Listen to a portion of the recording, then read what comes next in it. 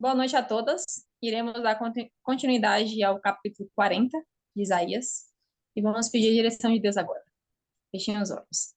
Meu Deus, em nome do Senhor Jesus, meu Pai, aqui estamos mais uma vez reunidas em Teu nome para buscar em Ti a direção, meu Pai, que nós precisamos.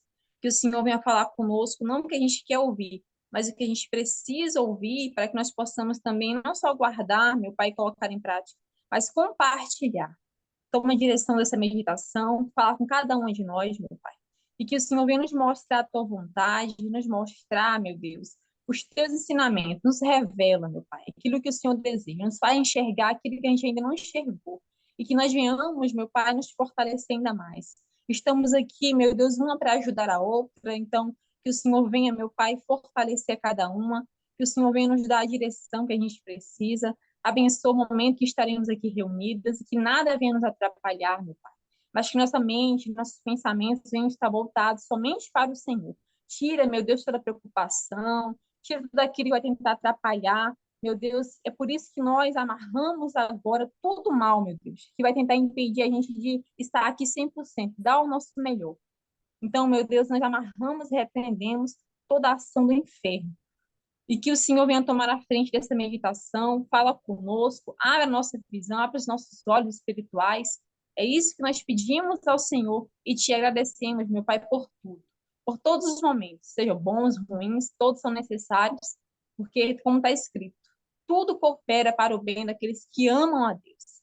E aqueles que amam, meu Pai, são aqueles que estão dispostos a obedecer a tua palavra, a abrirem mão das próprias vontades, a sacrificarem tudo em prol da tua vontade, em prol da tua palavra. E nós estamos aqui, meu Pai, à tua disposição. Que os nossos ouvidos venham estar atentos para a tua voz, meu Pai. Que o Senhor venha nos dar, meu Pai, sensibilidade para ouvirmos a ti. Que tudo que a gente ouvir aqui e aprender, nós venhamos colocar em prática. Hoje, amanhã e sempre. Nós entregamos essa meditação ao Senhor, em nome do Pai, do Filho e do Espírito Santo. Amém.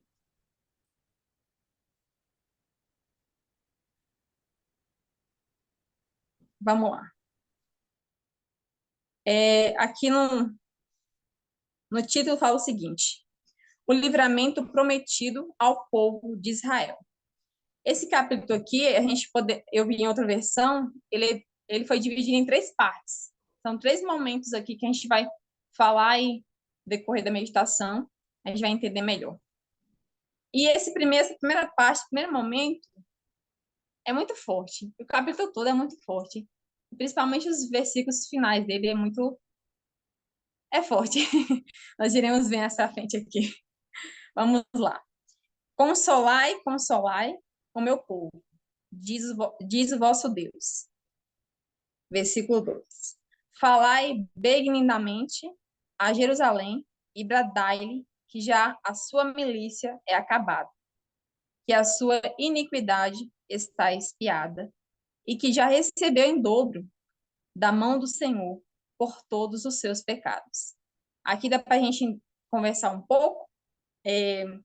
Aqui fala que Isaías, né? Deus enviou Isaías ao povo para consolar, né? Que eles iriam sair do cativeiro. Era o momento aqui deles serem livres, mas eles iriam passar por uma restauração. Mas aqui fala, né? Que eles pagaram. Eles receberam na mão de Deus ali, né? Por todos os pecados que eles haviam cometido.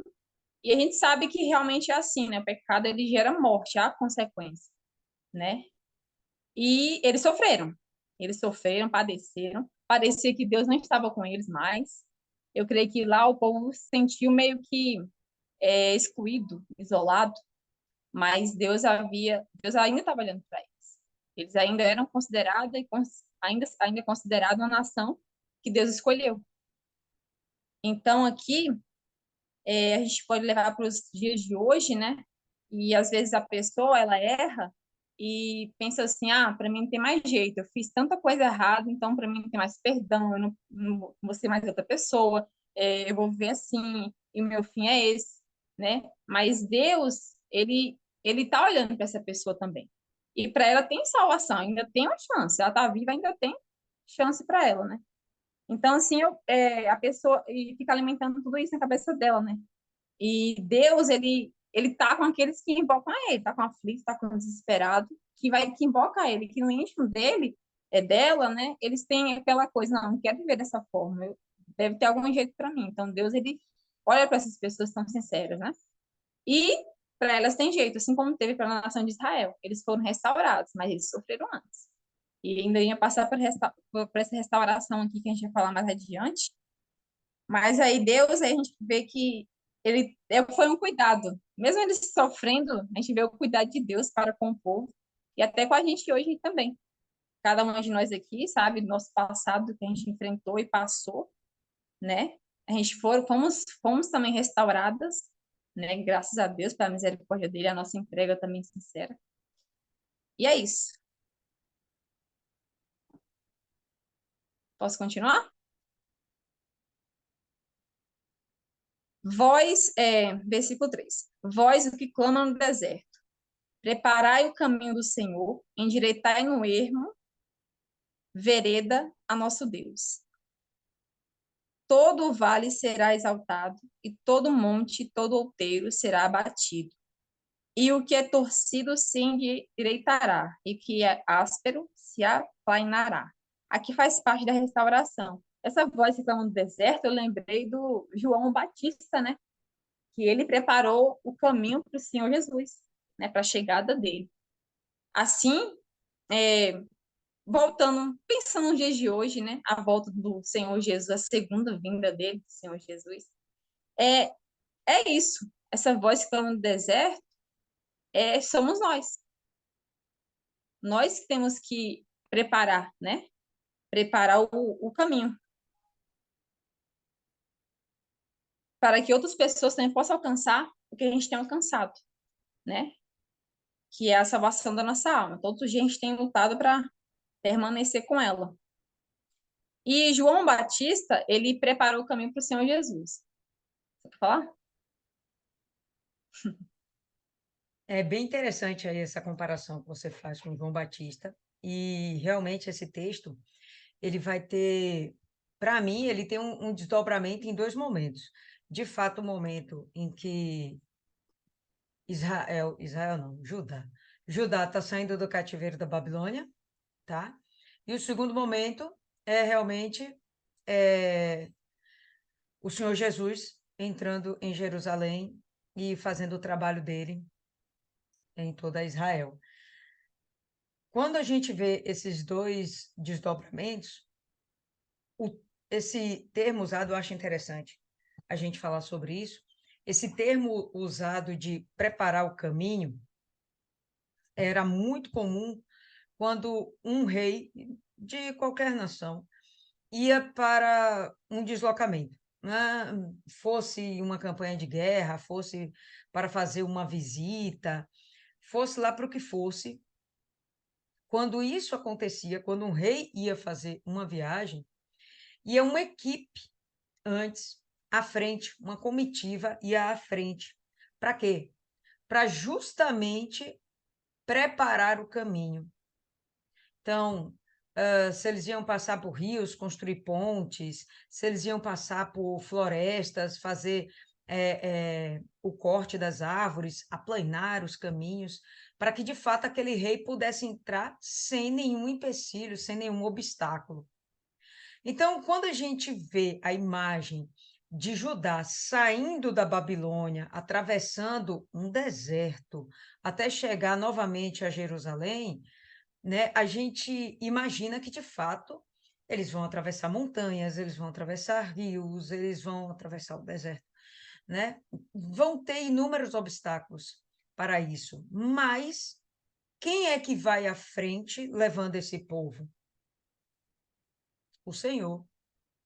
Então, quando ele fala aqui, preparai o caminho, prepara o caminho porque Judá está voltando, mas ele não está indo mais sozinho, né? Judá está voltando e o Senhor está indo à sua frente. E num segundo desdobramento, a gente vê justamente esse momento em que o Senhor Jesus nasce, encarna aqui na terra e ele vai fazer o seu trabalho, né, com Israel. Quando ele vem para a terra, a gente percebe que os caminhos têm que ser também preparados. Mas como assim? estamos falando de um caminho geográfico, físico, aqui eu já entendo que não é isso, e que foi o trabalho que realmente João Batista teve, de preparar os corações, né? Então, quando eu vejo aqui ele citar os vales, os montes, colinas, o caminho torto e os lugares ásperos, íngremes e irregulares, para mim são tipos de solo, e esses tipos de solo sempre me apontam para o coração, né? Para a, a, a espiritualidade, a intimidade, a alma de cada indivíduo. Então, vamos preparar caminho. Quando João Batista vem para preparar esse caminho, é levar as pessoas ao arrependimento para que eles, então, possam receber o Senhor Jesus e a sua mensagem, né? O Evangelho de Cristo de fato. Então, é bem interessante isso aí. E o Senhor Jesus, de fato, é o Rei dos Reis. Tenho que discutir. Ele é o Rei dos Reis. E esse caminho sendo preparado é um caminho sendo preparado para um rei fazer não só uma trajetória, mas até mesmo uma morada. Estudamos alguns capítulos atrás e falamos sobre o caminho por onde aquele que é impuro, que é iníquo, não passará, e só passará o que é santo. Onde estava esse caminho? Que caminho era esse?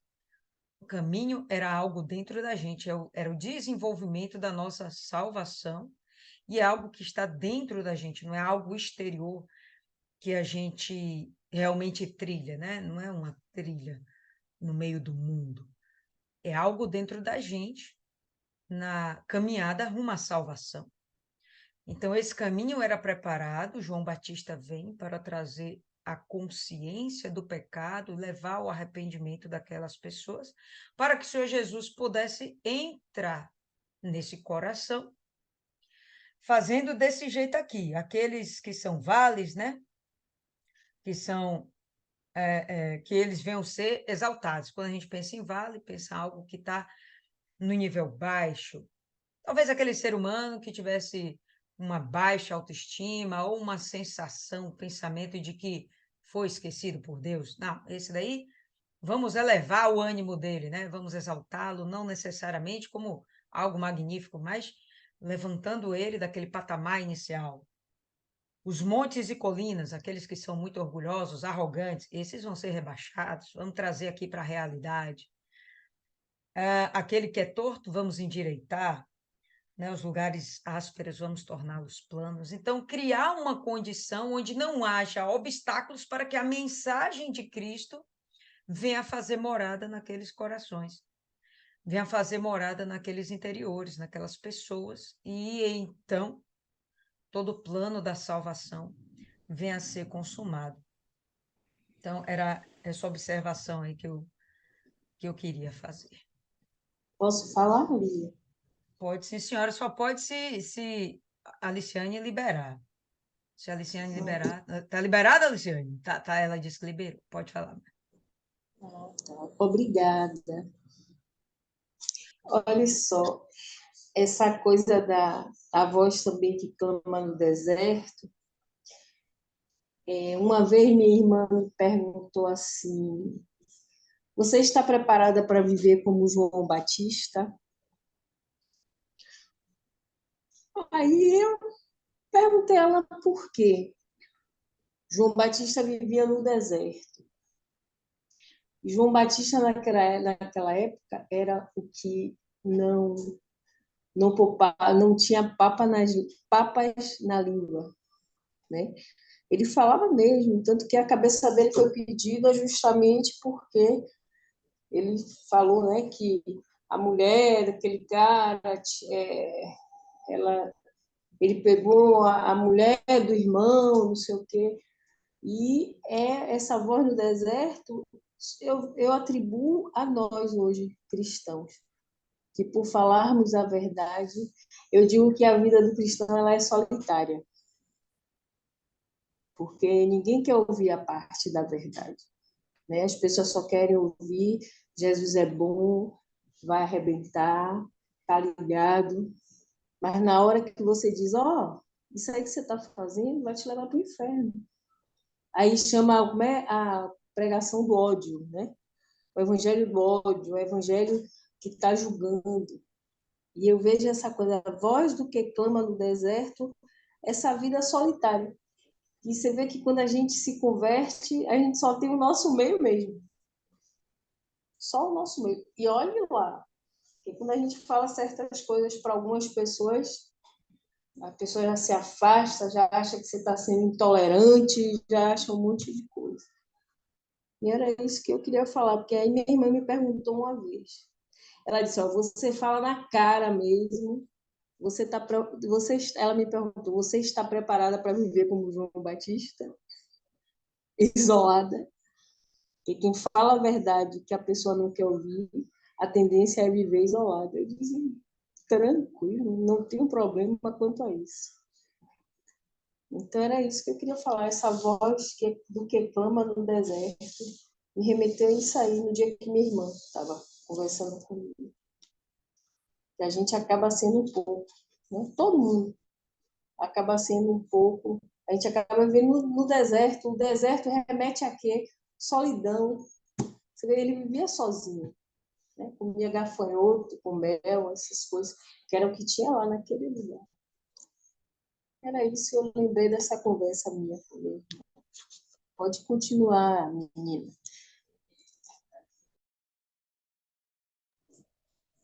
Sim, senhora. Comentando um pouco ainda mais sobre o versículo 4, que ele tem tudo a ver com o 5 aqui. Vou só ler novamente para explicar um pouquinho. Todo o vale será exaltado, e todo monte e todo outeiro será batido. E o que é torcido se endireitará, e o que é áspero se aplanará. E a glória do Senhor se manifestará, e toda a carne juntamente haverá. Pois a boca do Senhor o disse. Ou seja, toda a restauração que havia falado realmente é interior, no coração do povo de Judá. Então, eles estavam sendo restaurados para que a glória de Deus se manifestasse sobre eles. Só assim para Deus se manifestar. E também, lá naquela época, a gente está falando sobre isso, mas levando para hoje, é isso, né? Para Deus derramar a glória dele no interior de um ser humano, de uma pessoa, tem que ser restaurado, o coração tem que estar limpo, tem que estar purificado, né? Após a entrega da pessoa ali, Deus, ela se entregou, se arrependeu. Ela reconheceu que é pecadora, pediu perdão a Deus, se limpou, né? Se humilhou, se entregou a Deus ali. Então, o coração dela é restaurado. E só assim para a glória de Deus se manifestar sobre ela. E aqui fala, né? Que toda carne juntamente haverá, pois o Senhor se manifestará, né? Peraí. Se manifestará, e toda carne juntamente haverá, pois a boca do Senhor diz. E vai ser notório, né? A transformação na vida da pessoa, porque Deus vai estar ali com ela. E vamos lá. Alguém. Não, peraí. 6. Uma voz diz: clama, e alguém diz: que hei de clamar? Toda a carne é erva, e toda a sua beleza como a flor do campo. Seca-se a erva e cai a flor, soprando nela o espírito do Senhor. Na verdade, o povo é erva. Eu estava pensando aqui, como assim o povo é erva, né? Aí se vê na cabeça, como assim? Mas aí a gente levando para o lado espiritual, tem tudo a ver, porque a erva ela murcha, ela seca, né? E assim é o ser humano. Nós somos, vamos perecer. O ser humano nasce, cresce, reproduz e tem um fim, vai morrer. Então, o ser humano é até passageiro, né? Como dizem Eclesiastes, tudo é vaidade, realmente. A juventude é vaidade, a velhice é vaidade, tudo que passa é vaidade. Mas, como diz aqui, o versículo 8, continuando: seca-se a erva e cai a flor, porém a palavra do nosso Deus subsiste eternamente. Ou seja, o ser humano, ele perece, é passageiro, mas a palavra de Deus, ela permanece para sempre. A glória de Deus é para sempre. Porque Deus é eterno. Nós, seres humanos, temos prazo de validade. Deus não, a palavra dele não. Vai se cumprir, vai até o fim, ela não volta vazia. E é por isso que a gente tem que se apegar ainda mais a ela e cuidar do principal, que é da nossa alma.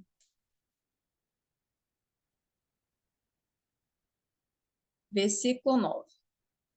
Tu, ó Sião, que anuncias boas novas, sobe ao monte alto. Tu, ó Jerusalém, que anuncias boas novas, levanta a tua voz fortemente, levanta, não temas, e dize à cidade de Judá: eis aqui está o vosso Deus. Aqui, né, como Jerusalém é a capital, né, ela ficava no centro ali, então eles ficaram responsáveis, Jerusalém, de anunciar que o povo de Judá estava retornando, que Deus iria ser com eles. E levando hoje para o lado espiritual, quem anuncia as boas novas? Somos nós, aqueles que nasceram de Deus, que receberam o Espírito Santo. Essa é a nossa missão, anunciar as boas novas. Ou seja, olha só a palavra de Deus aqui. Ixi, meu celular descarregou. Mas tudo bem, vamos lá. É aquela coisa, Deus, ele quer isso da gente. Ah, você foi restaurado, eu te dei a minha glória, que é o meu espírito. Agora você vai anunciar as boas novas, que é a minha palavra, para que outras pessoas também possam alcançá-lo e possam buscar pela salvação da alma delas.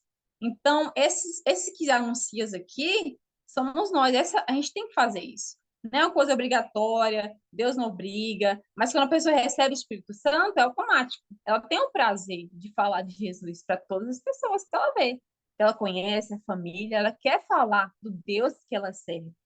Ela quer que as pessoas também busquem pelo que é eterno, porque o mundo é passageiro. Muitas pessoas não entendem isso, porque elas não conheceram a Deus ainda.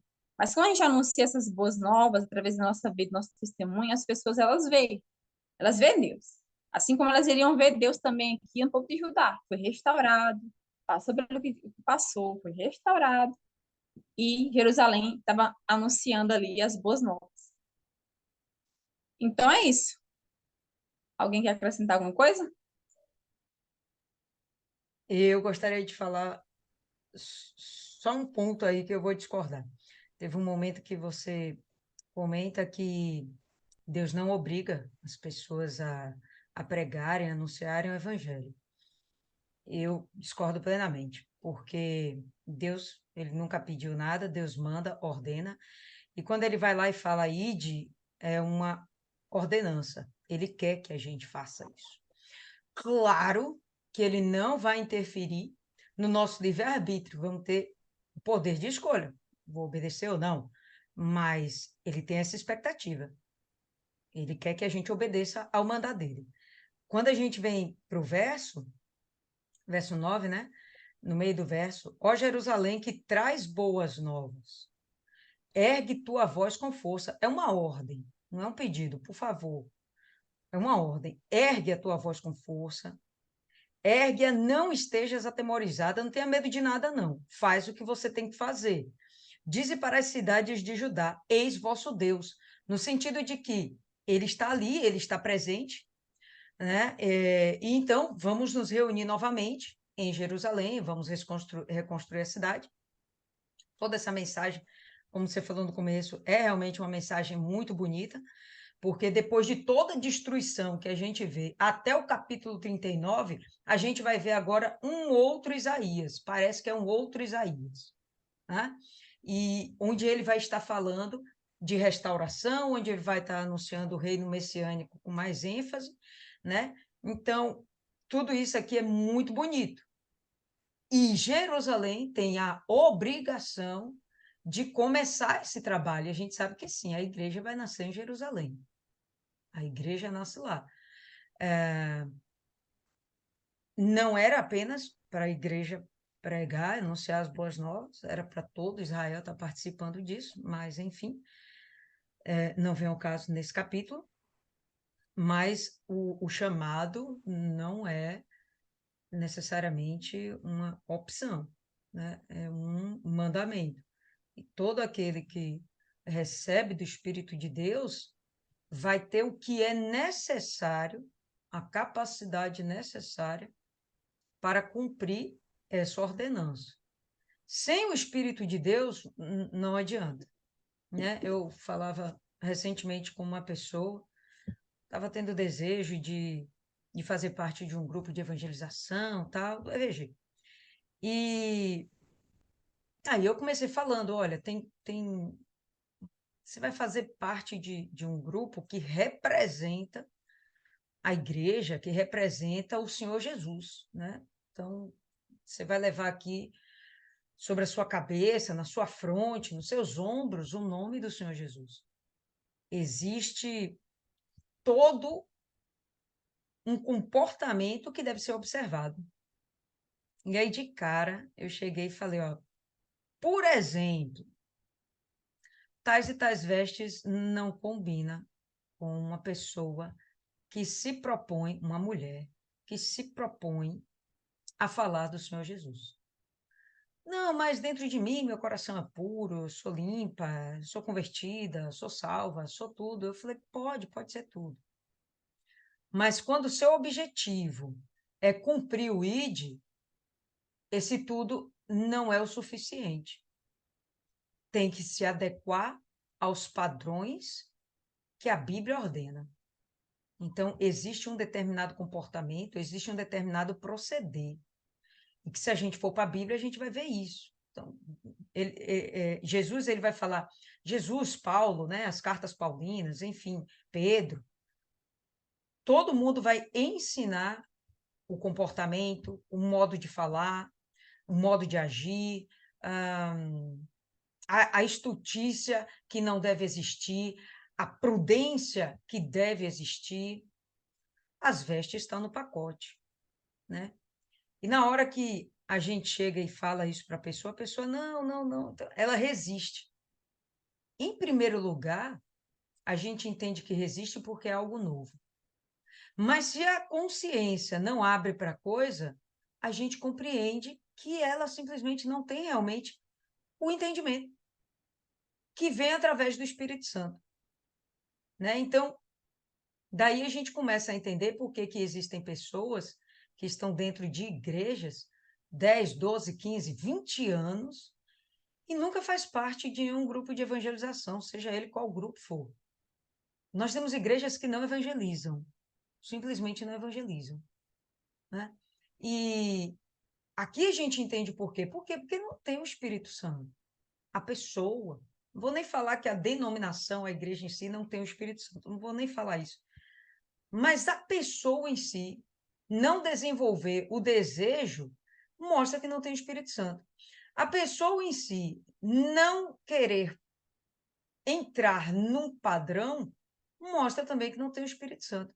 E aí a gente compreende essas coisas. Elas em si não têm realmente nenhuma obrigação para obedecer, porque elas não têm a devida capacidade. E essa é a capacidade só o Espírito Santo quem nos dá. Então, era só essa pontuação que eu julgo pertinente que seja feita, para que a gente realmente não ache que o chamado de Deus é uma opção. Não é opção. Principalmente se você recebeu o Espírito Santo, né? Aí, minha irmã, é que não tem opção mesmo. O primeiro que o desejo nasce, segundo que a consciência arde. Você tem uma missão com Jesus, você tem até por gratidão. Né? Se você não pensar nem pela obrigação que você tem que ter, que é a obrigação, que é o mandamento, aquela questão de gratidão é a única, a melhor forma de você mostrar para Deus quão grato você é pela sua salvação, é você transmitindo essa salvação para outras pessoas, né? Você ganhando almas. Para mim, a melhor forma de se dizer, Deus, eu sou grato ao Senhor. É só essa colocação. Sim, senhora. Só explicando, esclarecendo melhor, eu quis dizer o seguinte, né? As pessoas que não se converteram, não nasceram de Deus, não receberam o Espírito Santo, elas, Deus não obriga elas. Deus não obriga. Porque não tem como, elas não têm condição para isso, né? Mas aquelas que receberam o Espírito Santo, Deus chamou e dá ordem. E a nossa missão é obedecer. Simples assim. Temos que escolher, não temos que ter opção, nada disso, né? Eu entendi. É só para esclarecer esse pouquinho que eu fiquei meio que sem entender. O pessoal ficou meio sem entender sobre isso. Vamos lá. Versículo 10. Eis que o Senhor Deus virá com poder e o seu braço dominará por ele. Eis que o seu galardão está com ele e o seu salário diante de sua face.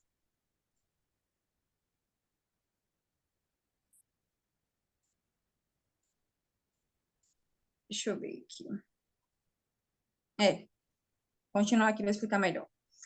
Versículo 11. Como o pastor apacentará o seu rebanho, entre os seus braços recolherá os cordeirinhos e os levará no seu regaço. As que amamentam guiará suavemente. Aqui, mais uma vez, né, ainda se referindo ao povo de Judá, né, que estaria voltando, e Deus à frente deles, né, com o poder, com o seu braço ali, ia dominar sobre eles, estava ali. E esse apacentar, pastor apacenta o seu rebanho. E é isso. O povo de Judá eram as ovelhas, né, do Senhor Jesus, de Deus. Deus, como pastor, ele estava com seu braço ali para ajudar. Então, ele recolheu os cordeirinhos. Eu fiquei pensando assim, quem seriam esses cordeirinhos? E quem seriam esses que amamentam, né? Tem uma diferença. Eu creio sim, pelo que eu entendi. Esses cordeirinhos, levando para hoje, né, são aqueles que já servem a Deus, que a fé já foi revelada, que nasceram de Deus. E aqueles que amamentam, que hará suavemente. É tanto que fala aqui, eu vou ter um cuidado a mais com esses que estão chegando agora, os novos, né, os que estão chegando agora na fé, né, os que ainda não receberam o Espírito Santo, tá caminhando para receber, mas ainda não receberam, né? Eu pensei dessa forma. Se alguém tiver uma opinião diferente, pode falar. Mas eu entendi dessa forma. Eu tenho uma opinião um pouquinho só diferente, Aliciane, a respeito disso. Ó. Primeiro, de fato, a gente vê que ele se dirige, sem sombra de dúvidas, a ajudar. Tá? Então, primeiro aqui a receber essa mensagem é ajudar. Então, vem Deus com sua mão forte e no momento que ele chega e diz assim, ó, seu braço governará por ele, com mão forte. Eu vejo esse momento como aquela referência quando Jesus vem, a gente vê isso, se eu não me engano, é em Apocalipse, que ele vem com cetro de ferro, né, para governar as nações. Quando a gente vê a ideia do cetro de ferro, a gente imagina uma certa violência, um certo vigor, um certo rigor. E eu penso que vai ter isso aí mesmo, entendeu? Aquele que não se enquadrar, ele vai ser de alguma forma eliminado do meio do povo. Para mim, isso aqui aponta bastante para o milênio. Mas fala para esse retorno também de Judá a Jerusalém, a terra de Judá, né, como um todo. Quando ele fala que vai alimentar, ele vai apacentar de todas as formas. E, bom, Jesus é o pão da vida. E a gente sabe que aquilo que realmente nos nutre é a palavra de Deus. Então, Deus, na pessoa do Senhor Jesus, vai nos alimentar, vai nos apacentar com a palavra dele. Isso vai nos fortalecer, nos edificar, ensinar o caminho que a gente tem que andar, ensinar que a gente tem que permanecer. E aí ele fala, vai juntar os cordeiros, sem sombra de dúvidas. Eu penso igual a você, esses cordeiros aqui são, primeiramente, os escolhidos, os eleitos, e isso aqui eu penso que é o povo de Israel, povo judeu, que se converte, tá certo? E aqueles que amamentam, né? Na minha versão fala assim, e conduzirá gentilmente aquelas que estão com cria, né? Na sua versão está aí que amamentam, ok. Mas ele está dizendo que vai conduzir aquelas que estão com cria. Não é nem necessariamente é cria, mas aquelas que estão com cria. Bom, se estamos falando dos cordeirinhos, estamos falando de pessoas que são convertidas e estamos falando daquelas que são convertidas com crias. Então, eu imagino aqui, né, eu até compartilhei isso aqui com algumas pessoas, que, para mim, estamos nos referindo àquelas pessoas que se converteram e estão ajudando a cuidar de outras pessoas, estão salvando outras pessoas, estão apacentando outras pessoas, estão dando fruto, estão salvando almas. Para essas aqui, ele fala, conduzirá gentilmente essas pessoas. Esse termo, na minha versão, eu acho tão acolhedor, conduzirá gentilmente, né? Ele é fofinho, com carinho, é quase Isaías, né? Eu tentei fugir desses termos mais dengozinhos, mas é algo realmente acolhedor, é coisa de um pai para um filho mesmo. E um pai para um filho que o agrada, de uma forma tal que a gente percebe um trato especial para com aqueles que ensinam a palavra de Deus. Porque se estão apacentando, se estão amamentando, vamos concordar que esse alimento, esse leite, é a palavra de Deus? Eu vou apacentar com o quê? Com feno? Claro que não. Vai ser com a palavra de Deus. Então, isso aqui que nós estamos fazendo, e quando nós pegamos isso e levamos para outras pessoas, quando nós ensinamos a palavra de Deus para outras pessoas, a gente atrai de Deus um cuidado especial. E essa ideia de gentilmente, não sei para vocês, mas na minha cabeça é uma sensação de paz, uma sensação de que nada lhe falta, que tudo sabe, anda dentro dos conformes. E eu acho isso muito plausível da gente pensar, porque se são pessoas que estão frutificando, acho que Deus vai cuidar de tal forma que nada realmente venha perturbar o trabalho delas. Então, que não venha haver lá miséria, porque senão a pessoa vai ter que se preocupar muito com o trabalho. Não, então eu vou dar um jeito de fazer com que necessidades sejam supridas para que ela possa continuar focando o apacentar. Né? Problemas de relacionamento, problemas de casamento, não, a família aqui vai ter que ser ajustada, vai ter que ser unida, vai ter que ter harmonia, para que cuidar da família não seja um grande problema, para que nada venha tirar o foco, entende? Então, essa ideia de conduzirá gentilmente, gente, isso aqui para mim é regozijante. É uma coisa que traz para mim, sério, eu fico com muita paz quando eu leio um negócio desse. Por quê? Porque eu tenho esse prazer de ensinar a palavra de Deus. O pouquinho que eu sei, eu tenho esse prazer. E eu tenho observado que, de fato, isso traz resultados para a nossa vida, não só espiritual, não, é para a nossa vida material como um todo. Eu já falei aqui algumas vezes, e eu vou fazer questão de citar mais uma vez, que eu acho que vale a pena. No livro de Daniel, a gente vê isso sendo dito. Abre aí, pessoal, no livro de Daniel, no capítulo 12, verso 3. Daniel é depois aí de Isaías. Capítulo 12, verso 3. A gente vai ver justamente Deus, Daniel que está falando, né? Mas ele mostrando, não, se bem que aqui não é Daniel, não, aqui é Miguel mesmo falando, mostrando que pessoas que têm esse compromisso de ensinar outras pessoas a respeito das coisas de Deus, elas são tratadas de uma forma especial. Então, Daniel 12, 3.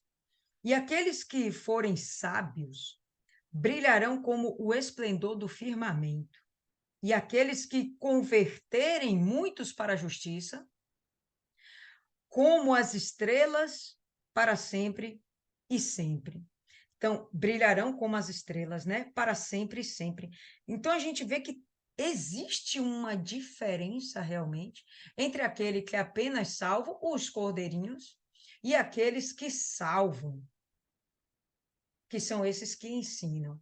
Então, a gente vê isso em Isaías, estamos vendo isso aqui em Daniel. Existem outras passagens também falando coisas parecidas, mas eu, quando vejo isso aqui, sabe, me dá uma sensação assim, poxa, eu estou no caminho certo.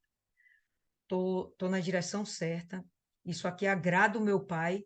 É mais uma das formas de eu dizer para ele, sou muito grata, porque o Senhor me tirou do inferno e me resgatou. Então, era só isso aí também que eu queria acrescentar. Se alguém tem algo mais a falar, fica à vontade aí. Segue aí, Aliciane. Ah, não, Isis quer falar. Fala, Isis. Eu Tem duas pessoas que eu ouvi isso e que eu achei uma aberração. E que no momento que eu ouvi, eu me manifestei. Eu não fiquei calada diante da aberração. Duas pessoas eu já ouvi falar assim. É porque Deus escolheu algumas pessoas para ser seus escravos. Eu quê? Eu quê? Aí eu tive que interromper a pessoa na hora de dizer: você tá maluco? Deus não nos chamou para ser escravos. Ele nos libertou. Ele mandou seu filho para que a gente deixasse de ser escravo. E ele nos chama para ser servo. E ser servo é diferente de ser escravo. O escravo ele não tem vontade própria. Ele vive ali das migalhas. E o servo, ele tem do seu amo a contrapartida. Então, ser servo de Deus não é ser escravo. E servir a Deus não é obrigação, não. É um privilégio. E a gente vê que esse privilégio vai muito além das coisas materiais. A gente vendo uma repercussão ali no reino de Deus, no tratar. Essas pessoas serão guiadas de forma carinhosa, de forma fofinha, como eu falei nos comentários. E aí eu ouvi dessas pessoas que, mas os sacerdotes eram escravos. Eles não eram escravos. Eles receberam a maior das honras, é ser escolhido para unicamente viver em prol do serviço de Deus. E isso é maravilhoso, mas aí vem um ser humano, viado do cão, dizer que Deus quer escravos. Deus não quer escravos, porque ele podia ter. Ele tem os anjos ali, eu não lembro que patente de anjo é que fica o tempo todo adorando ele. Mas ele não quer esse tipo de relação. Ele, a todo momento, traz na sua palavra, ele nos chama de filho, ele nos chama para ser filho, serafins. Ele não quer esse tipo de relação de escravidão. Ele quer, tanto que ele nos fez a sua imagem e semelhança. Se ele quisesse que sejamos meras criaturas, seríamos animais irracionais. Somos realmente seres diferentes na Terra. Não existe, apesar do povo dizer que a gente parece com macaco, somos seres sugênesis na Terra. Não existe nenhum outro ser com as nossas capacidades, para o bem e para o mal. A verdade é essa.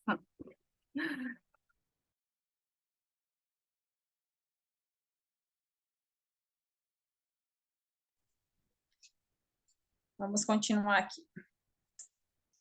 Aí aqui a gente já vê que já vamos para outro momento do capítulo aqui, que tem tudo a ver com a primeira parte que a gente falou, mas é falando realmente da grandeza do Deus de Israel, nosso Deus. Olha só que forte. Versículo 12. Quem mediu na concha da sua mão as águas e tomou a medida dos céus aos palmos e recolheu na medida o pó da terra e pesou os montes com o peso e os outeiros em balanças? Quem guiou o Espírito do Senhor ou como o seu conselheiro ensinou? Como assim? Quem vai ensinar a Deus? Como assim? É Ele quem nos dá todo o ensinamento, né? E isso é muito forte, hein? Vamos continuar aqui. Com quem tomou ele conselho que lhe desse entendimento e lhe ensinasse o caminho do juízo, e lhe ensinasse conhecimento e lhe mostrasse o caminho do entendimento? Como assim? Deus, ele está sobre todas as coisas, é o criador de todas as coisas. Nada está além. Ele está lá, ele que está acima de tudo, acima de nós, né? E às vezes as pessoas elas se engrandecem, né? Deus nos deu a inteligência. Muita gente se engrandece. Ah, eu sou isso, sou aquilo, e não sei o quê. Mas, coitada, quem deu para ela tudo que ela tem, tudo que ela é? Foi Deus. Então, a grandeza dele é essa. Deus, ele é grande, ele é poderoso, ele é inexplicável. A gente não tem como explicar Deus em palavras, não tem como. Não tem como explicar tudo. Versículo 15. Eis que as nações são consideradas por ele como a gota de um balde. Eu fiquei foi rindo com essa parte. Rapaz, é muito, muito forte. E como o pó miúdo das balanças, eis que ele levanta as ilhas como a uma coisa pequeniníssima. Tudo é pequeno diante de Deus, porque só ele é grande sobre todas as coisas. Então, a gente fica pensando, meu Deus, eu sou tão pequeno, nós somos tão falhos, tão insignificantes, a gente não merece nada. E Deus, ele vem nos dar a glória dele, que é o Espírito Santo. Eu estava até justamente evangelizando hoje para o núcleo, e eu encontrei algumas pessoas que são da igreja, outra igreja, né? E eles nunca vão no núcleo. A gente chama lá, mesmo assim, a gente sabendo que é da outra igreja, o núcleo é aberto para todos, não tem isso. Então, a gente chama também, convida. Eles nunca foram lá. Aí eu cheguei e falei sobre isso com eles, né? Que, poxa, a gente é tão pequeno e eles até reconhecem. Muita gente reconhece isso, só que não vive como se dependesse de Deus. Não vive assim. Depende de pessoas e coisas, situações, riqueza, dinheiro e tudo mais, mas não vive na dependência total de Deus. As pessoas não reconhecem a grandeza dele assim, dessa forma. Muita gente hoje em dia se orgulha de quem é, de como vive e tudo que conquistou foi por ela, pelo esforço dela.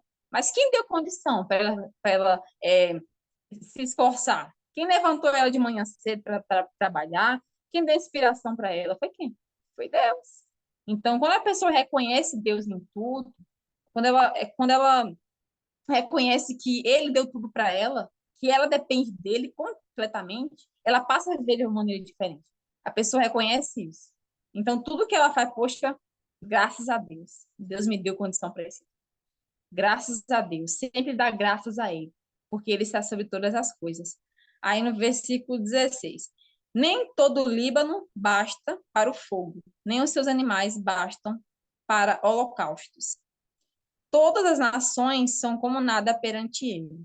Ele as considera menos do que nada e como uma coisa vã. E realmente, para Deus, esse negócio de nação, política, a pessoa ter aquela posição, eu estou lá em cima, eu sou fulano de tal, sou presidente, eu sou um vereador. Isso não é nada para Deus. Deus não está nem aí para quem a gente é, o que a gente trabalha. Para isso, nada disso importa. Até dentro da igreja, a gente sabe que tem essa organização de pastor, obreiro, tem essas posições, e é importante ter para ter organização na instituição, né? Tudo bem, Deus ele permite isso, é necessário. Mas para Deus isso não significa nada. Para Deus isso, que ele olha para a gente aqui, são todos seres humanos, almas. Deus olha para a gente só como almas. Todos são almas e não vê corpo, não vê cabelo, não vê condição, não vê nada disso. Para Deus isso não importa, né? E as pessoas lá fora, né, até da igreja, se preocupam muito com o físico, né? Focam no físico e se esforçam, sacrificam, mas é vã. Todo esse esforço é vã. É vã. Vai passar, vai ter prazo de validade. É por isso que a gente tem que focar no que é eterno, né? Tem aquele versículo, né? Para a gente focar, olhar para o céu. A gente tem que estar com os nossos olhos, nossa mente voltada para o céu, porque é eterno. Ali é eterno, a nossa alma é eterna. É para isso que a gente tem que se esforçar para a gente sacrificar, para o que é eterno, que vai valer a pena. E vale todo sacrifício. Para o que é eterno, sim, porque no fim a gente sabe que vai ficar tudo bem. No fim, é só alegria e paz e sossego. Porque a vida do cristão aqui fora a gente sabe que é guerra. Paz aqui não tem, não. Só dentro mesmo. Fora é guerra, é luta. E assim a gente vai. Aí no 18 diz o seguinte: a quem, pois, faremos semelhante a Deus? Ou com que o compararemos? comparareis.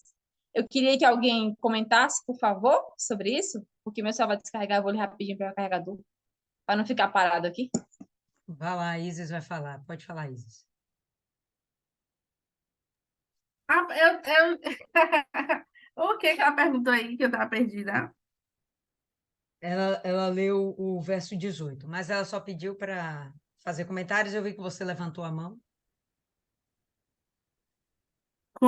Com quem Deus pode ser comparado com que ele se parece? É isso que ela quer que Não, ela comente? só quer que alguém esteja comentando. Como você levantou a mão, você queria comentar alguma coisa? Eu estava pesquisando aqui como se escreve shape, que ela falou alguma coisa aí que o povo só se preocupa com a imagem, que não vale a pena. Aí eu disse, tá, eu escrevi o shape, mas pelo menos fica com shape. Ai, meu Deus. Eu levantei a mão quando ela falou de que as pessoas dão glória, se vangloriam das coisas que fazem. Aí eu lembrei de uma entrevista não, era uma premiação de Anitta, aquela artista. E ela se agradecendo a si própria. Eu agradeço a mim mesma, disse, coitada. Copo pequenininho.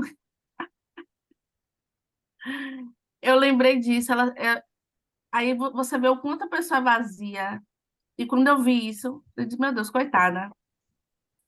Não reconhecer quem deu a ela todas as capacidades. E o fim, a derrota, se ela não se arrepender, a derrota é inevitável. Venhamos e convenhamos, que capacidade, né? Porque aquela capacidade ali não vem de Deus, não. Deus é mais. Aquilo ali Mas vem. ela tem uma expertise no sentido de uma visão de negócio que é diferenciada, né? Para o que ela faz, né? Ela faz bem. Não sou fã, não, mas tem que dar um méritozinho, né? De Mas mérito, velho. Me deixe, viu? O mérito dela é explorar o corpo. a gente só dá o que tem, só dá o que tem, né? Gostei disso aí, só dá o que tem. Eu discordo, cada um dá o que quer. Você pode ter várias coisas, mas você só dá o que você quer. É, pode ser também. Tô dizendo, como a pessoa é vazia, só dá o que tem, é só o corpo que tem É, para dar. Só dá o corpo. que Vou situação. Mas continuar? só rapidinho. A gente vê agora o momento, né, em que Isaías está. O nível do discurso dele, como muda. Muda por quê? Para fortalecer o ânimo de Judá, para mostrar o tamanho desse Deus, né? A grandiosidade que esse Deus é, e que agora eles podem simplesmente confiar nesse Deus, né? A Aliciane vai continuar aí a linha de pensamento, o raciocínio do texto, mas vale a pena a gente ter esse entendimento. Então, primeiro há um chamamento, né? Consolar o povo, né? Fala para o povo que finalmente está acabando o momento das dores. Vamos entrar agora na restauração. Isso aí tem muito a ver com o Apocalipse, né? Final da grande tribulação ali.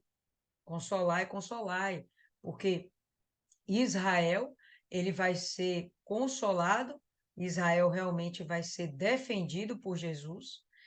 Isso é lá no finalzinho da grande tribulação. E aí fala da entrada de um rei triunfal. De fato, o Senhor Jesus vem como rei dos reis e ele vem para, de fato, triunfar. Vai governar a terra, então. E o texto todo apontando para isso. E o que o texto quer dizer, olha, quem está indo na frente é o Senhor. Dê a ele essa credibilidade, confia. Por quê? Porque ele tem essas e tais qualidades. Ele é um Deus que está acima de tudo. Os povos, bom, a gente está falando da Babilônia, né? Foi um povo imperialista. Nossa, foi tão violento, tão violento, tão violento, que hoje já nem existe mais. Quem foi que abateu a Babilônia? Então, Deus está falando isso. Não tem povos para mim. Não existem nações diante de mim. São tudo como pó. Para mim. Agora eu estou colocando vocês no meu colo. Que vocês tenham o mínimo de entendimento para perceberem que em mim vocês podem confiar.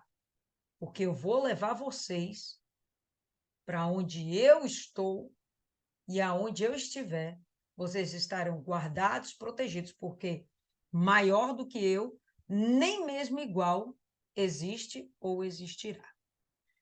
Pode continuar aí, Aliciane. Versículo 19. O artífice funde a imagem, e o ouvires a cobre de ouro, e forja para ela cadeias de prata. Aqui é como se esse artifício, né?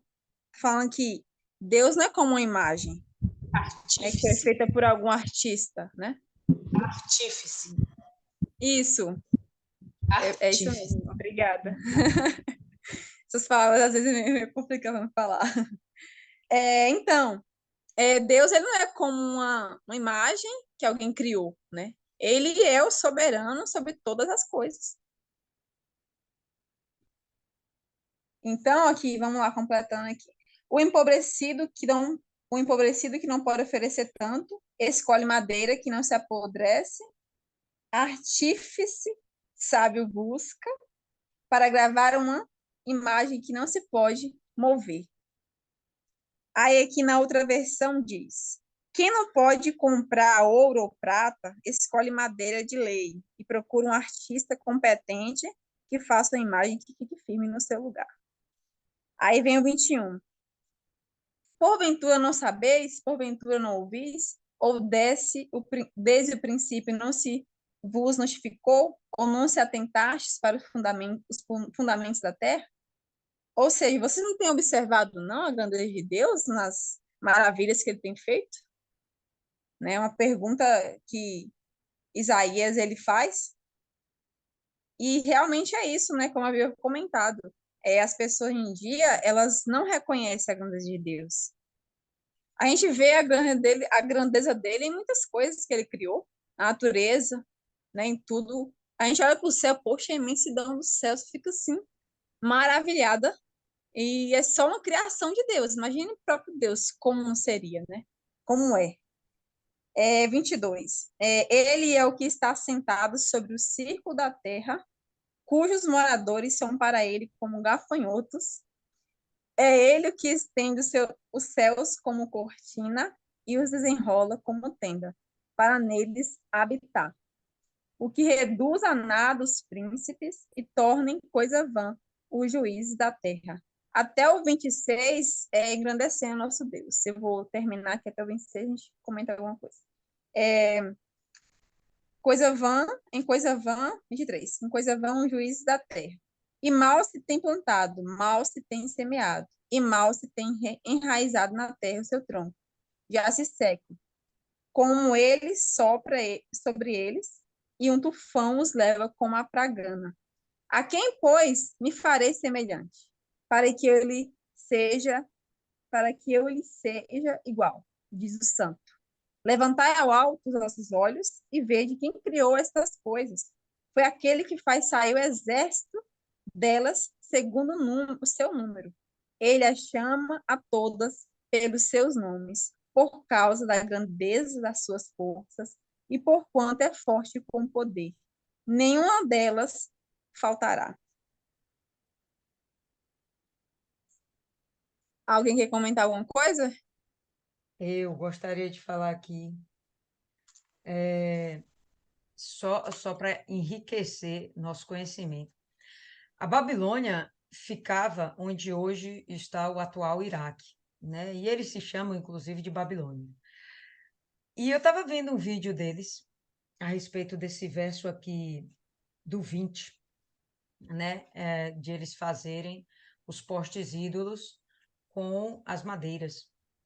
E algo parecido existe até hoje lá. Eles têm uma religião, eu não vou lembrar o nome agora, é um nome estranho, tenho certeza que nenhum de vocês aqui jamais ouviu. Não é islamismo, é uma outra coisa que, inclusive, o islamismo persegue. Mas o islamismo persegue qualquer coisa que seja religião, né? Então, existe isso lá e é assim, bem dentro do interior do Iraque, um negócio meio que eles se escondem para praticar, né, essa religião deles. E dentro disso, eu vou pegar esse vídeo, vou mandar lá no grupo depois para vocês verem. Dentro disso, há um momento onde eles meio que adoram pedras, eles beijam pedras, uma coisa bem engraçada até. Eles correm por um caminho para obterem o perdão de seus pecados e beijam as pedras. Faz algum sentido? E tem um outro momento onde eles pegam pedaços de tecido, né, fitas, e eles amarram em árvores, em arbustos, para que seus pedidos venham ser realizados. É como se aquelas árvores fossem parte da idolatria que eles têm, né? Então, você vê que isso é antigo e ao mesmo tempo atual. Existe isso ainda, né? Por mais que a gente não veja com os nossos olhos, né? Existe essas coisas realmente ainda. Então, eu queria só trazer isso é título de curiosidade. E lembrando que o Iraque hoje é a Babilônia. Mais para frente a gente vai falar mais sobre eles. Isis. Me chamou bastante atenção. Na minha versão está assim: foi ele que estendeu os céus como um véu. Eu sou uma apaixonada pelo universo. E gosto muito de filme com de ficção científica. E muitos cientistas, quanto mais eles estudam o universo, mais eles acreditam em Deus. Porque é impossível, o universo ele vive uma plenitude, uma sinergia, ou em um equilíbrio que é muito tênue. Um milímetro de diferença entre esses equilíbrios, a vida não seria possível no universo. E analisando a questão dos buracos negros e tudo que envolve o universo, eles chegam à conclusão de que há um Criador, que há algo além daquilo, que aquilo não é natural, esse equilíbrio e essa perfeição toda, há algo a mais. E muitos acabam se convertendo, se aprofundando na questão do estudo do universo. E sempre me intrigou muito. E tem uma passagem, eu não me recordo, que diz que a Terra, para Deus, em relação ao tamanho, é o escabelo. Escabelo é como se fosse um banquinho para descansar os pés, que os reis tinham. Um puff, como diz Doracida, trazendo para os dias de hoje. E, e essa parte, ele traz essa exemplificação, não, mas ele nos traz o olhar, sei lá, não lembro o nome, é, é, ele consegue descrever e a gente consegue, dessa forma, entender, ou pelo menos mensurar ou imaginar a dimensão de Deus em relação a gente. A gente realmente não é nada. Um, um, um, e quanto mais longe, menos se vê. A gente vê quando tem as fotos, né, das pessoas que estão em órbita e nem se vê. Saiu da Terra, a gente nem consegue ser visto. E as pessoas às vezes se acham tanto, né? E a gente realmente não é nada. Essa reflexão me traz, a todo momento, tentar me trazer a consciência de que realmente não sou nada. Que a gente realmente não é perfeito. Às vezes a gente erra, e pelo menos eu, quando eu faço alguma coisa errada no trabalho, um equívoco ou outro, eu fico mal. E mesmo entendendo que eu sou humana, que eu sou falha, não sei o quê, mas não sei se é vaidade, talvez seja, de não querer errar, de querer estar sempre fazendo sempre o certo. Isso como Caim, me recai o espírito. Isso é realmente um tapa na cara. Entender que a gente realmente não é nada. Até o que a gente acha que a gente não é. Tô meio depressiva. Tô meio depressiva dessa reflexão. É para sair da reflexão se sentindo nada mesmo, tá tudo certo. Quando ele chega no verso 21, ele fala assim: não tendes vós conhecido? Não tendes vós ouvido? Não tendes vós sido contado? Não vos tem sido contado desde o início? Não tendes vós compreendido desde as fundações da terra? O autor aqui do texto, ele chama a atenção do povo de Deus, que eles são considerados indesculpáveis por terem trocado Deus por ídolos. Você vê que ele exalta a imagem de Deus, exalta a Deus, e depois começa a falar de ídolos, né? E ele chega e fala: mas vocês não sabem desde o princípio as verdades? Então, se tinha alguém que sabia muito bem sobre o início de tudo, era o povo de Israel. E vamos lembrar que Judá é uma fração de Israel. A história de Adão, foi passada para eles. De Adão, de Eva, da queda, de Caim, de Abel, passando por Noé, Abraão, chegando em Moisés, passando por eles. Todas essas histórias foram contadas e eram transmitidas, e até hoje são transmitidas. Você vai chegar lá, vai encontrar um judeu que realmente pratica o judaísmo. Você vai conhecer um judeu que conhece todas essas histórias, e eles retêm esse conhecimento não somente pela Bíblia escrita, pela Torá escrita, mas principalmente pela Torá oral, onde existem muito mais ensinamentos a respeito de tudo, a respeito de Deus, do povo eleito e da saga deles, dos erros deles, né, ao longo da existência, dos seus acertos também, e principalmente exaltando a Deus. Então, eles não têm como se considerarem, né, indesculpáveis. Eles não têm como se considerarem inculpáveis, melhor dizendo, inculpáveis, porque eles têm culpa no cartório por não terem reconhecido a divindade de Deus, o poder de Deus, a autoridade de Deus. De resto, o texto ele continua exaltando o Senhor. E esse momento, quando ele fala, diz o santo, santo para mim é a palavra mais... Pode falar mais maior? Não, né? É a palavra mais intensa que a gente pode usar para se referir a Deus. Na minha concepção, é santo.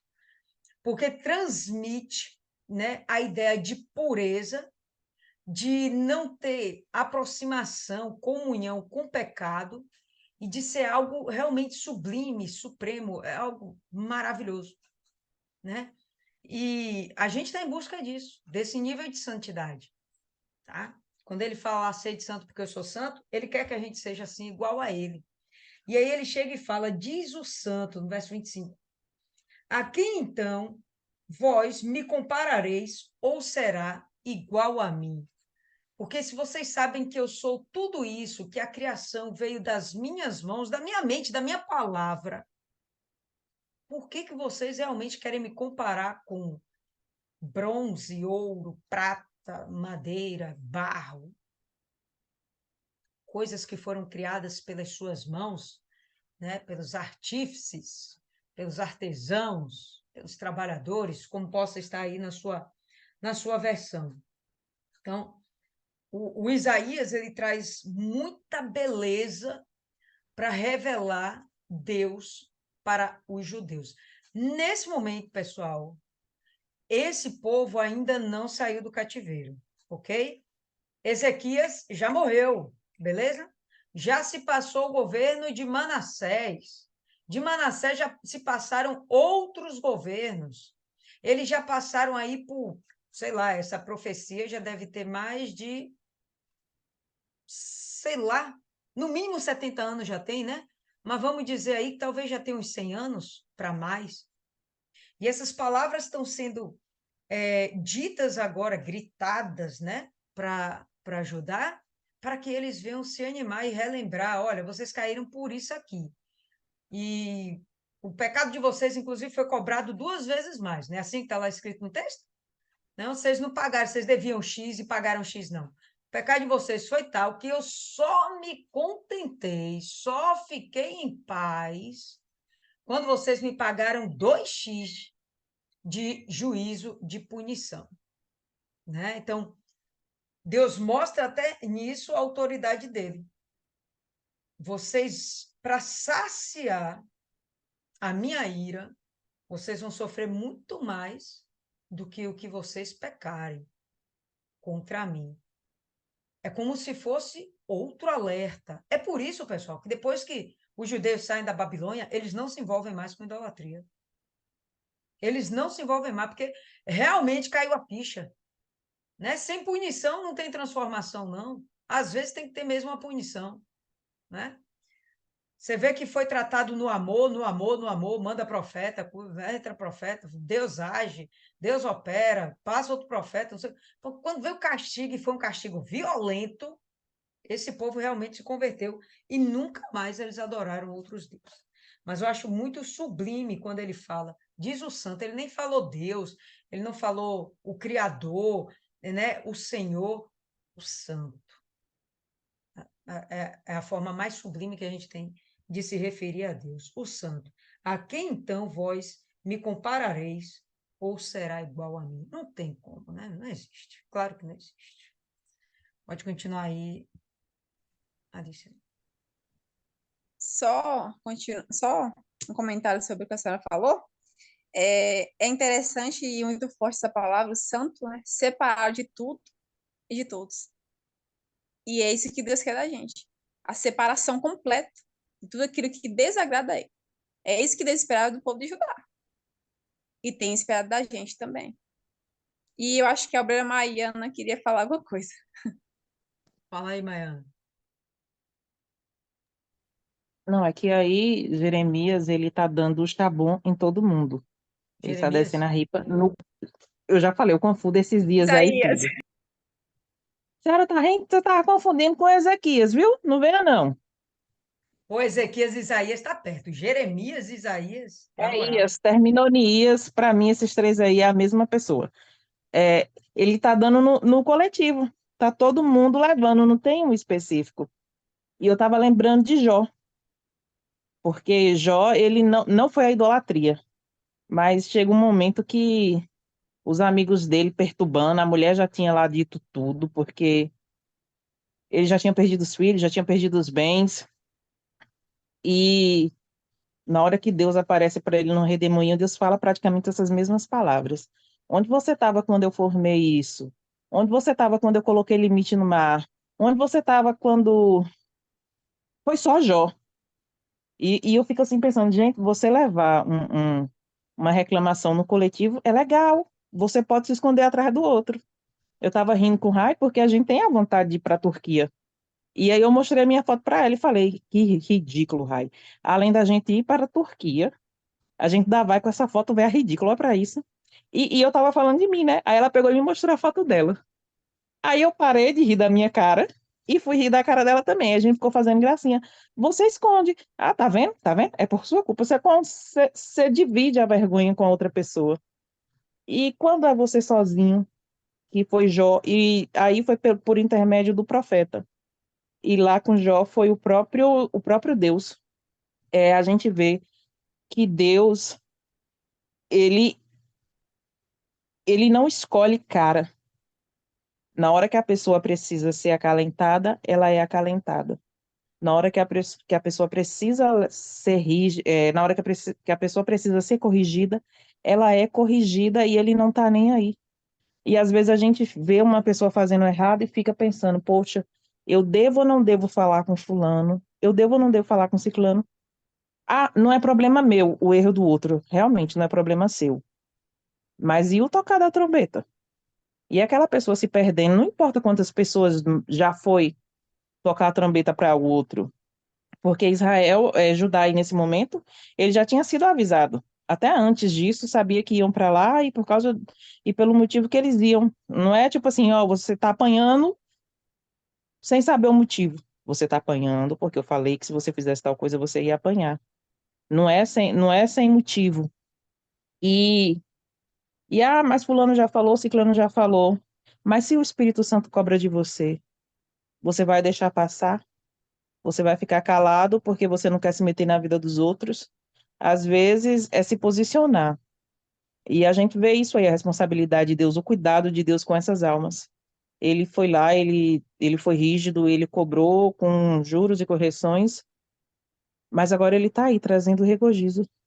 E o maior prazer de Deus é esse aí, é ver que esse povo vai aprender a lição. E você ficar em paz, você saber que uma pessoa estava se perdendo, e você foi lá e falou para a pessoa, "Ó, você está indo para o abismo." E aquele alerta ali foi o start para a pessoa se consertar. Hoje, hoje eu estava falando com o Rai que no domingo eu ia passando no salão, o pastor Kênio vinha, e o pastor Kênio parou e me deu aquela encarada. Ele olhou assim no fundo dos meus olhos, eu parei, eu falei, vixe, meu Deus do céu, o que foi que eu fiz?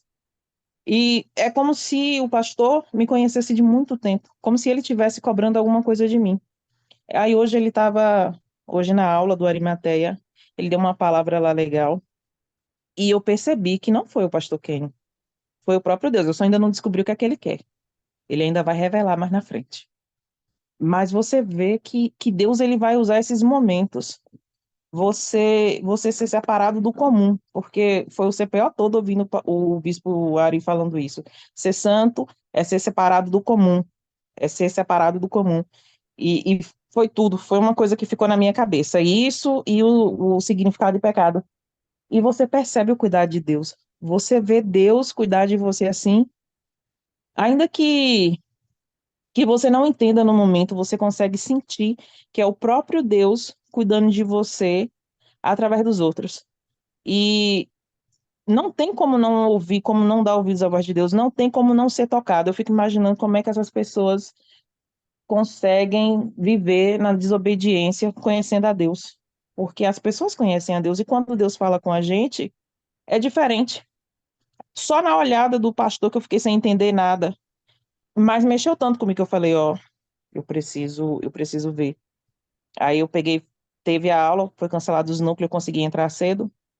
E ele deu uma palavra que eu entendi, que naquele momento não era ele que estava olhando para mim, até porque ele nem me conhece. Ele ficou aí na igreja aqueles 3 meses, mas a gente não tinha intimidade. Não, não é questão de estar devendo, é você, é uma, ó, quando a mulher tocou em Jesus, existe uma promessa, que eu, se eu não me engano está em Isaías 55 ou é 59, que sobre a orla das vestes do sacerdote tem a cura.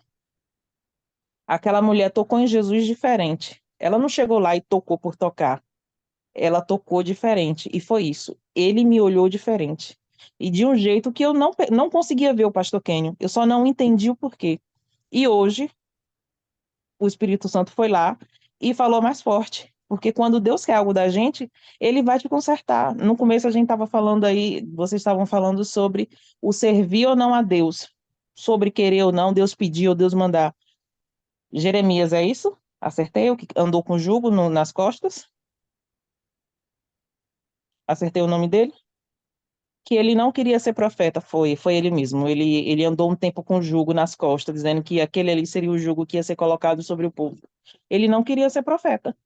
Ele queria casar, ele queria ter filhos, ele queria ter família. Só que Deus separou ele desde o ventre da mãe dele. Ele já vinha sendo preparado há muito tempo e ele não queria. Só que é difícil você não fazer a vontade de Deus, porque em algum momento o Espírito Santo te atinge de tal maneira, ele te toca de tal maneira que você olha e se arrepende do tempo que você perdeu.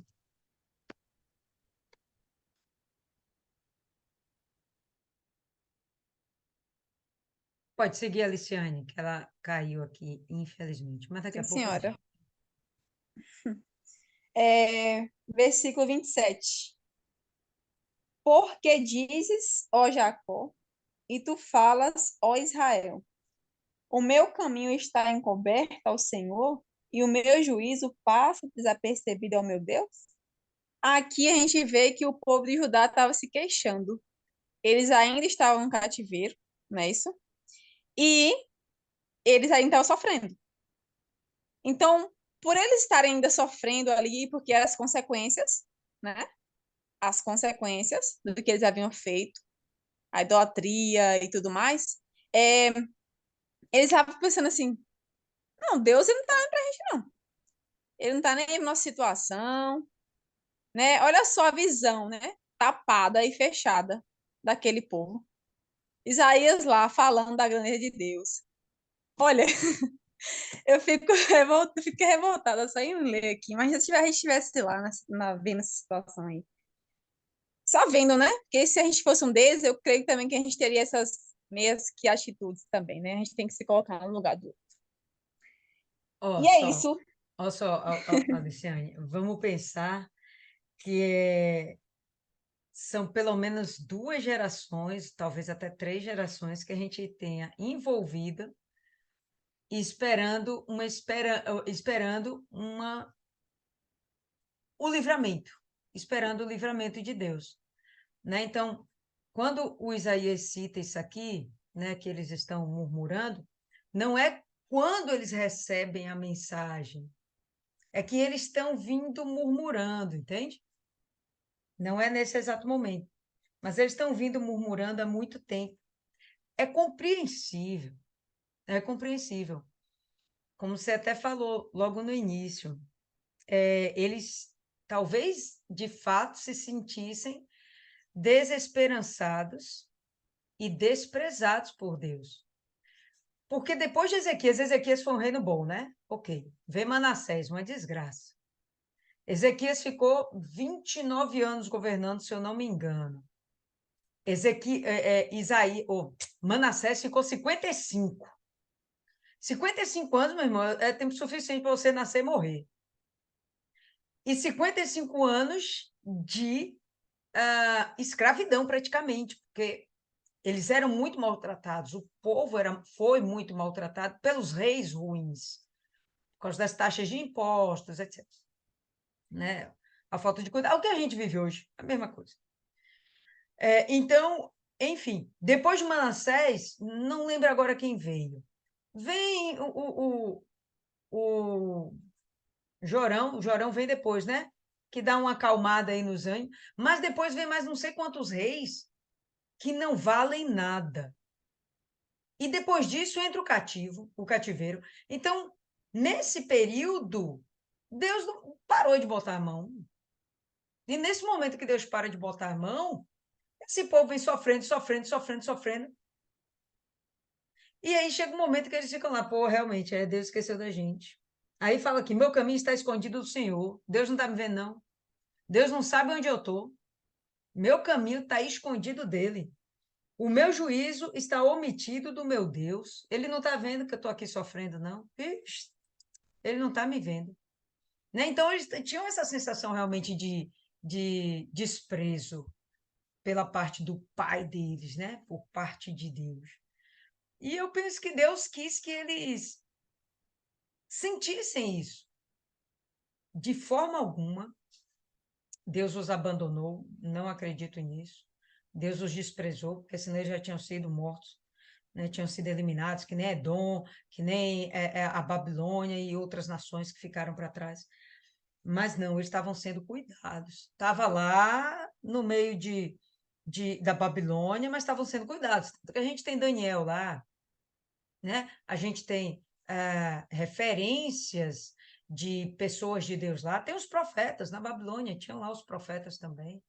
Então, não, realmente, eles não estavam sendo totalmente desprezados, mas sabe, aquele período tão grande de sofrimento faz a pessoa ficar atordoada. Não, ele não vai mais olhar para a gente tão cedo. E é por isso que vem Isaías com essas palavras: consolai, consolai. É aquele verso 1. O verso 1 é para responder isso aqui.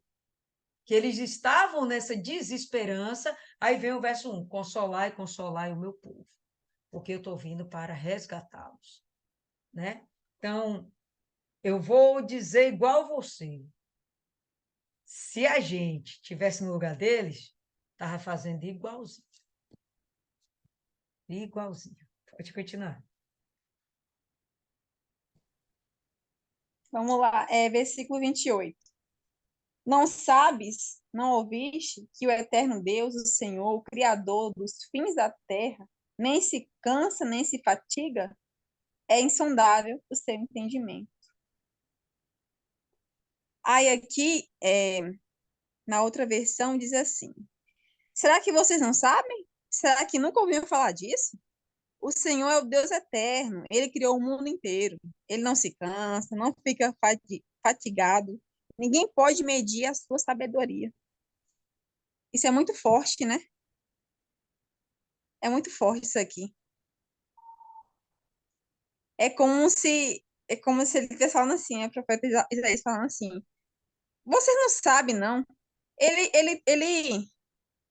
é como se ele estivesse falando assim, não sei eu não estou conseguindo explicar as palavras diretas aqui, certas aqui, mas é como se ele falasse assim: olha, foi necessário vocês sofrerem tudo aquilo para depois Deus vir e mostrar o cuidado grande que ele tem para com o seu povo escolhido e eleito. Né? Foi necessário passar para Deus mostrar: olha, eu sou o Deus de vocês. Eu estou com vocês, estive sempre. Vocês que me rejeitaram. Vocês que me desprezaram com suas atitudes, com o seu proceder, com a conduta, né? Então, levando para os dias de hoje, né? É isso. Eu creio que tem os escolhidos lá fora que estão padecendo e sofrendo, que eles vão vir pela dor, vão se converter pela dor, vão sofrer, gemer, mas Deus vai salvar. Deus vai salvar. Entendeu? Eu creio dessa forma, né? Assim como a gente, alguns que hoje se converteram, vieram pelo amor, né? Deus não precisou, Deus não, como eu posso explicar? Permite a pessoa sofrer, mas não tanto assim, né? Ela veio pelo amor, ela aceitou a palavra, ela foi, né, com cuidado e indo na igreja, pegando firme com Deus ali. Então, ela veio pelo amor. Mas ainda tem aqueles que estão sofrendo já vêm pela dor. Eu creio nisso. Então, é isso, né? O povo teve que sofrer para reconhecer a grandeza do Deus deles, que sempre esteve com eles. E fala aqui no que Deus faz, né? No 29, dá força ao cansado e multiplica as forças ao que não tem nenhum vigor. É o que Deus ia fazer com o povo de Judá. Eles estavam sem força, eles não tinham mais vigor nenhum. Mas Deus fala, o profeta Isaías falando: olha, é isso, Deus vai dar força a vocês. Olha só que bacana.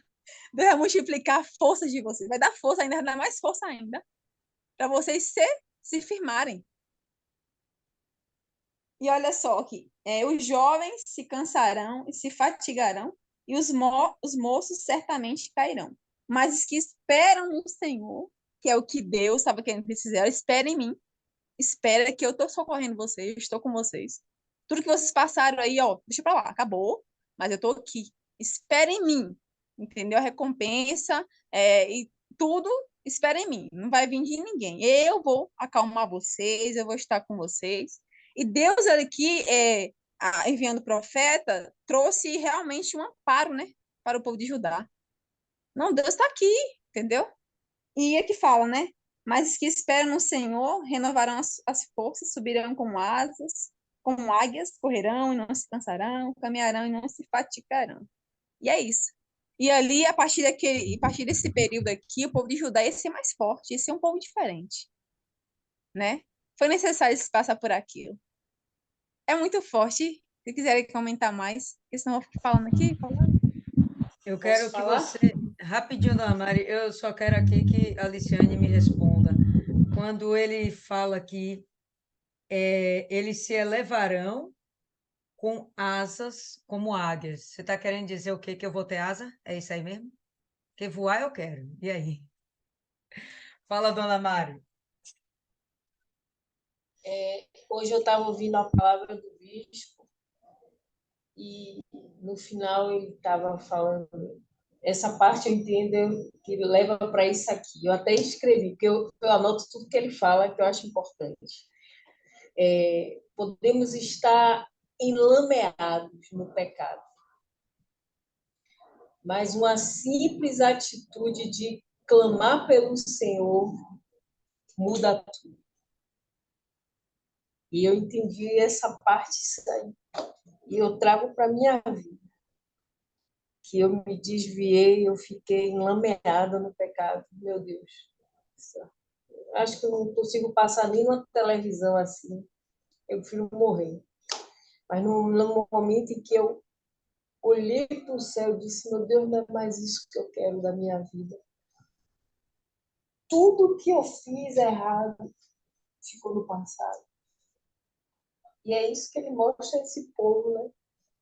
O povo errou, mas ele está sempre ali disposto a oferecer ali o perdão aos enlameados no pecado.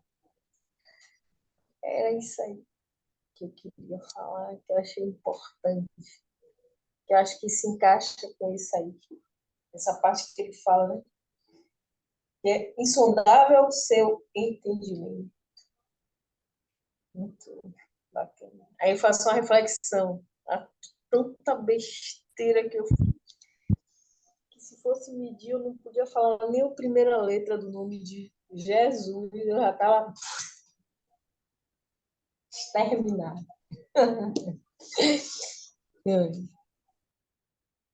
É a misericórdia do Pai. Mais alguém, pessoal, quer fazer algum comentário? Pode falar, Isis. Eu ainda não superei. Essa parte final é muito forte e é muito o que eu estou vivendo nesse momento.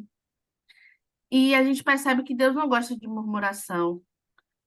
Se você é separado, né? Se você se propõe a ser separado e a sua confiança no Senhor, não tem por que estar murmurando. Mas eu entendo que a gente é falho e a gente se pega que nem, acho que era Ezequias, do tempo de Jezabel, era Ezequias? Era Ezequias, não. O Acabe, profeta, o profeta? é, Não, Jeremias, Elias. não Elias. é Elias. Ele é mesmo, que ele tá com fome e ele começa a murmurar mesmo e querendo que Deus o leve. E Deus diz, calma, meu filho, tá com fome, coma aqui, descanse, que vai passar. E a todo momento a gente, pelo menos eu, me pego me policiando para não ser que nem Elias. Será que é fome? Às vezes é fome, às vezes é TPM. Não bora perder o nosso domínio próprio por muito pouco, sabe? E não murmurar. Se você confia em Deus, confia. Não precisa estar reclamando.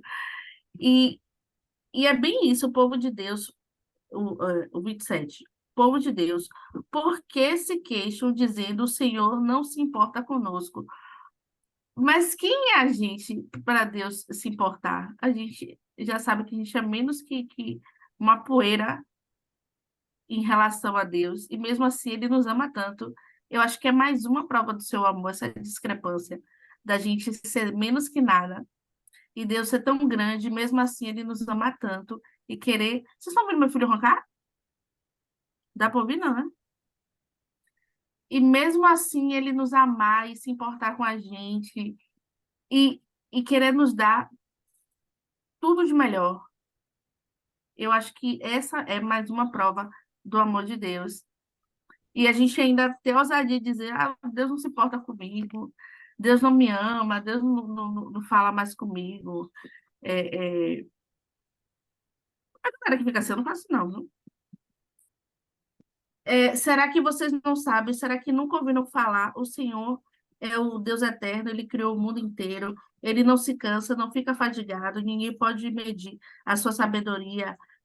Aos cansados, Ele dá novas forças e enche de energia os fracos. Até os jovens se cansam. E os moços tropeçam e caem, mas os que confiam no Senhor recebem sempre novas forças, voam nas alturas como águias, correm e não perdem as forças, andam e não se cansam. Eu vou sempre me apegar agora dessa passagem, quando eu estiver cansada, quando eu estiver com o semblante recaído como Caim, acho que foi Caim que matou Abel. Vou sempre me apegar nisso. Pô, confia em Deus, confia. Não vai confiar desconfiando, não, que o negócio não dá certo. Mais alguém? Algum comentário? Não, ok. Aliciane, se quiser fazer alguma consideração final, esse é o momento. E aí você indica alguém para fazer a oração. É por isso que a nossa confiança tem que ser totalmente em Deus, né? Como fala na Bíblia, maldito é aquele que confia no homem. Homem erra, falha, Deus ele nunca erra, nunca falha. E nunca vai falhar, né? E é isso. Temos que confiar sempre nele. Nos bons momentos e nos ruins. Com problemas, situações difíceis e assim vai. Porque a gente sabe que só ele vai nos ajudar. E só vem dele, né? O amparo, o auxílio e tudo que a gente precisa. Então, é confiar totalmente nele. Então, deixa eu ver aqui. Tem um povo aqui Cadê que não ela? quer, tem um povo aqui que não está participando, ó. Dona Ana, Dona Cida e Milênio. Tem essas três aí para você pegar e botar no fogo. Sim, senhora. Então, vai ser a senhorita, não sei, Milene? Milênio, senhorita. Senhorita. Vamos que vamos. Não participei, tive vontade de participar algumas vezes, fazer um comentário, mas o pai chamou para orar, porque foi um capítulo muito lindo, muito enriquecedor. Pai, não tem como não começar falando assim, Pai. Obrigada, Senhor. Depois de um dia como esse, a gente fala por mim, Senhor, que muitas vezes murmurei. Essa foi a verdade. Reclamei do cansaço e da quantidade de coisas ao mesmo tempo, me considerando fraca para fazer, me considerando sobrecarregada. Mas o Senhor fortalece, guia e traz a solução, praticamente traz a solução nas mãos aqui. Tome aqui, minha filha, está reclamando, tome aqui. Como eu posso ser ingrata, meu Pai? Perdoa. Perdoa cada um de nós, Senhor. Somos muito falhos, muito, muito, muito, mas a tua misericórdia nos renova, nos dá força, coloca um sorriso nos nossos lábios e diz: ó, estou contigo, na dificuldade que eu te fortaleço. Não duvide, creia. Você não vai ser forte se não for ali passando por que você tem que passar. Ver o que você tem que ver. E até onde a gente pode enxergar as nossas falhas. A gente vai enxergar nossas falhas como? Se não for no deserto, se não for nas dificuldades. Como a gente vai enxergar o nosso interior, principalmente nesse mundo individualista, onde o ser humano se coloca no centro, meu Pai, se esquece do Senhor. Muitas vezes a gente se vê se agradecendo a si próprio porque conseguiu fazer aquilo outro. Não, meu Pai, só conseguimos porque o Senhor foi com a gente, o Senhor permitiu, o Senhor nos capacitou para aquilo. Então temos que ser gratas por estar sendo usada pelo Senhor, meu Deus, isso é um privilégio. E não podemos perder esse foco, meu Pai, não importa onde a gente esteja, em qualquer situação do nosso dia, meu Pai, sempre nos traz essa memória que é um privilégio, Senhor, ter essa intimidade com o Senhor, estar nesses momentos de meditação, de verdadeiro sacrifício, meu Pai, e vale tão a pena. Porque se a gente não sacrifica nesse momento, se alimenta dessa palavra, de estar interagindo, meu Pai, ouvindo a tua palavra através das tuas filhas, renovando a nossa força, o nosso dia de amanhã não vai ser o mesmo. Eu creio que o meu já começou hoje, Senhor. Eu vou dormir, não sou mais a mesma. Porque o Senhor me renovou antes mesmo de eu me deitar. Agradeço muitíssimo por isso. Agradeço pela vida de cada um, meu Pai, que está aqui. Peço pelas famílias, pelas lutas que cada um esteja travando, meu Pai, que o Senhor nos renove, como o Senhor prometeu ao povo que vivia no cativeiro, que estava escravo, que não tinha nem mais esperança de que aquela situação ia mudar, e o Senhor foi e foi alertando, trazendo a memória, vai mudar, confia. E esse momento que vocês estão vivendo é para purificação, é para arrependimento, é para valorização do Deus que vocês têm, do Deus que do que cuida de vocês e que vocês devem servir.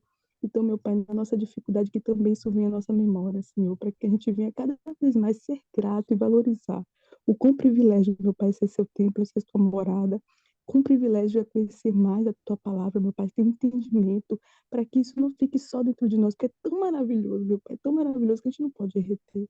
Que no dia de amanhã possamos estar retribuindo, passando para outros que estão aí, meu Pai, sedentos, meu Pai, eles estão morrendo, Senhor, espiritualmente falando, e não conseguem enxergar, Senhor. Nos usa, Senhor, para que a gente possa, com nossas atitudes, não apenas com a nossa fala, porque parece que as palavras não alcançam mais, meu Pai. Então, usa nossas atitudes, os nossos exemplos, as nossas experiências, seja o que for, meu Pai, nos usa, porque isso também é um privilégio. As nossas dificuldades se tornarem instrumentos para ajudar outros a chegar até ti. Eu te agradeço pelo dia de hoje, entrego tudo nas tuas mãos, meu Pai. Em nome do Senhor Jesus. Amém. E graças a Deus. Amém, pessoal. É isso aí. Que Deus abençoe cada uma. Quinta-feira estaremos aqui reunidas de novo. Até a próxima. Lili, Sim, senhora. rapidinho. Bora orar por Andresa aqui no grupo. Pronto. A gente para aqui Bora. rapidinho.